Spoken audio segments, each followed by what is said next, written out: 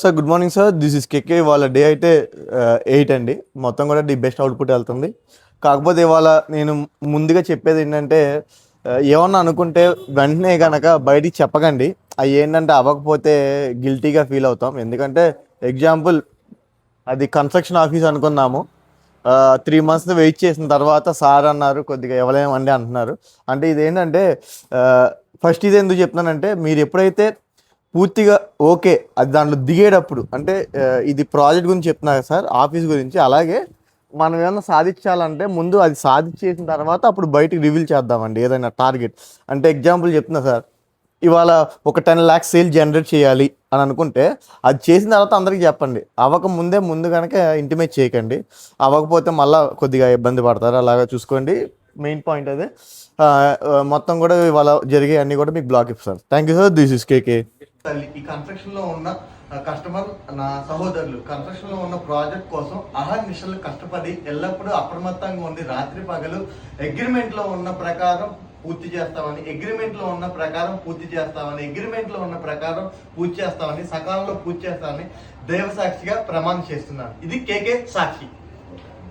రాత్రం మదో ఓర్నందదాతే మదవ్యో స్నానేతి ఏకదా బ్రహ్మనుపరతి కాదై వైజమానా ఇస్తేజో దాతి సామ్రాజ్యం భోజ్యం పారాజ్యం వైరాజ్యం పరమేష్టకం రాజ్యం మహా. సార్ నిన్న వీడియో టైం కుదరక పెట్టలేదు due to the sum busy schedules వల్ల. 7th day and 8th day రెండు కలిపి వాళ్ళు పెట్టేస్తాను నిన్న ఏం జరిగింది అనేది. ఇవాళ ఏంటంటే మా ఓరియన్స్ రమ్మీకి ఒక న్యూ పర్సన్ జాయిన్ అవుతున్నారు. ఏపీ డివిజన్కి హెడ్, అదే మార్కెటింగ్ డివిజన్ చూసుకుంటూ ఉంటారు.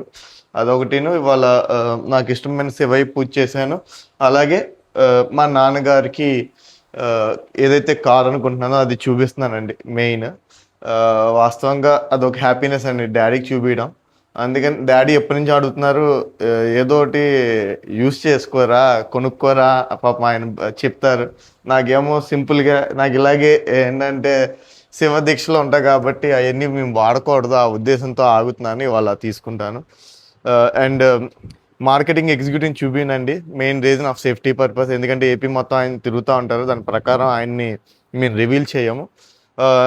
ఇంకా ఇవాళ డే ది బెస్ట్ పర్ఫెక్ట్గా జరిగింది. నిన్న కుదరక కొద్దిగా పెట్టలేదండి. సమ్ సార్ట్ ఆఫ్ కొన్ని సైట్లో ఇష్యూస్ ఉన్నాయి. అవి కూడా సైట్లకు వెళ్ళాక మీకు ఇంటిమేట్ చేస్తాను. ఇవాళ అయితే ఎటువంటి ప్రెజర్ లేకుండా కూల్గా తిరుగుతున్నాను. మరి కాస్ ఏంటో అన్నీ మా వాళ్ళు ఆటో పైలట్లో ఉందనుకుంటున్నా. అందరూ కూడా అడుగుతున్నారు ఆటో పైలట్ ఏంటి, ఆటో పైలట్ ఏంటి అంటున్నారు. Autopilot nothing but when owner is not there also మన కంపెనీ అనేది రన్ అయిద్దండి. వేణు కళ్యాణ్ గారి వల్ల నేర్చుకున్నాను. మా కన్స్ట్రక్షన్ మొత్తం కూడా ఆటో పైలట్లోకి స్లోగా వెళ్తుంది. అలాగే లలిత కూడా ది బెస్ట్గా వెళ్తుంది. ఇంకా మా ఎగ్జిక్యూటివ్ సార్ గారు వస్తే ఇంకా నాకు వర్క్ తగ్గిద్ది అనే భావనలో నేను ఉన్నాను. దాని ప్రకారం ఓకే. ఇంకా అప్కమింగ్ వర్క్స్ కూడా మీకు సాయంకాలంలోపు మీకు అప్డేట్ ఇస్తానండి. Thank you.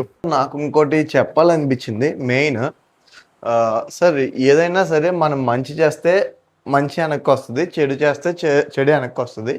కర్మ సిద్ధాంతం అండి మెయిన్. ఇది ఎందుకు చెప్పాల్సి వచ్చిందంటే మెయిన్ సార్ ఒకళ్ళకి మీరు పాజిటివ్ ఎనర్జీతో మంచి కోరుకుంటే ఆ పాజిటివ్ ఎనర్జీ మీ వెనక తిరిగిద్ది.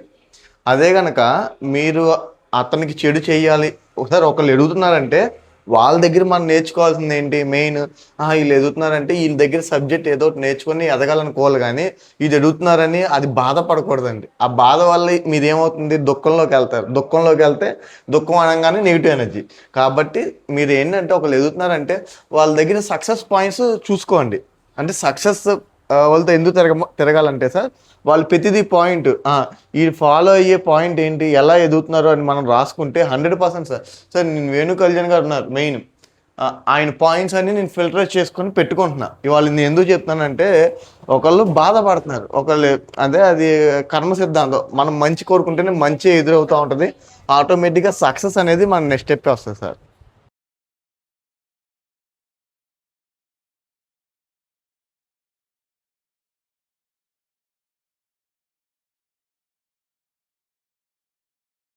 సార్ ఇవాళ 2 డేస్ వర్క్ షెడ్యూల్స్ అనేది ఇవాళే పెట్టేస్తానండి.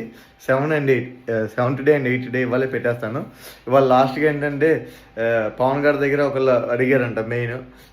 సార్ పెద్ద ప్రాజెక్టులు వస్తున్నాయి కదా, ఇంకా చిన్న ప్రాజెక్టులు చిన్న సందుల్లో ఎందుకు చేస్తున్నారని అడిగారంట.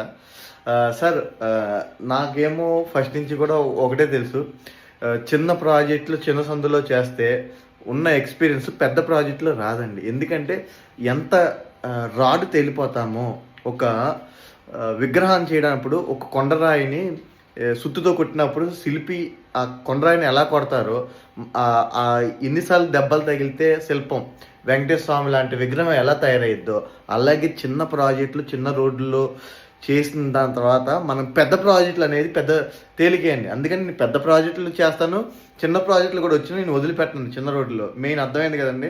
దానివల్లే ఎక్స్పీరియన్స్ అవుతామండి. చిన్న ప్రాజెక్టుల వల్ల, చిన్న రోడ్లలో చిన్న ప్రాజెక్టుల వల్ల ఎక్స్పీరియన్స్ అవుతాం. ఇంకా పెద్ద ప్రాజెక్టులు ఎన్ని వచ్చినా ఎట్ ఏ టైం చేయగలం సంకల్పం మనకు వచ్చేస్తుంది. దీన్ని బట్టి అందరికీ అర్థమై ఉంటుంది ఎందుకు చిన్న ప్రాజెక్టులు వదలట్లేదు. థ్యాంక్ యూ అండి. ఇవాళ ఈరోజు సైన్ ఆఫ్ చేస్తున్నాం. మా వర్క్ ఇంకా కొనసాగుతూనే ఉంటుంది. ఇప్పుడు అప్రాక్సిమేట్గా టైం ఎంత అయింది సార్? 8:15 మా టైం వర్కింగ్ అప్పుడు 9-10 అయిపోద్ది.